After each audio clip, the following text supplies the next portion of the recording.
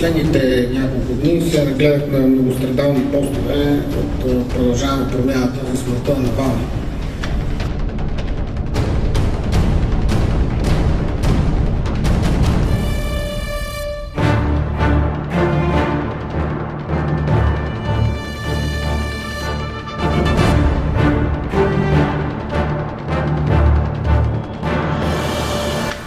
Реших, че е време да покажем истината за това, за кое работиха те.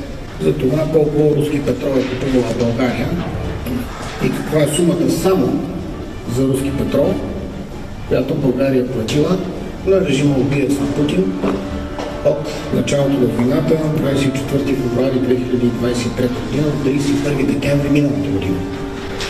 Тази табличка, която имате и вие, са цифрите по месец. Месечни суми са по времето на кабинетите на промяната, първи и втори. За целият период от 24 февруари до 31 декември 2023 година 5 милиарда 796 милиона 749 хиляди 877 долара. Ако това е вярно, аз съм убеден, че това е вярно. Тези 5 милиарда 796 милиона и така нататък са верни до последната стотинка. Какво са правили службите? Разследвали ли са кой в Министерски съвет е работил, за да даде България, да плати България за по-малко от 2 години, да плати повече от 10 милиарда лева на режима на Путин само за петрол? Работили ли са службите по това? Защо Асен Василев отиде и заплаши Европейската комисия, че ще блокира санкциите срещу Русия на цяла Европа, ако за България не бъде дадена дерогация?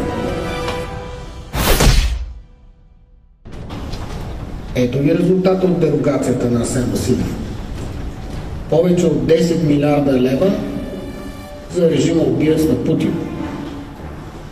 И с цялата си демагогия тези лидери на промяната, четох и Асен Василев, четох и Денков, не могат да се върнат в кожата си. Тези, които финансираха този режим с повече от 10 милиарда лева, сега ронят сълзи за Навални. Дерогацията отпада. От 1 януари тази година няма един барел руски нефт. Някой да е видял 4-5 лева бензин и дизел по бензиностанциите? Не. Цените останаха непроменени. Тези 10 милиарда нямаше нужда да ги даваме на Путин и на неговия режим. И ако не бяха промяната и защитниците на тази дерогация Денков и Асен Василев, Путин нямаше да получи тези 10 милиарда лева.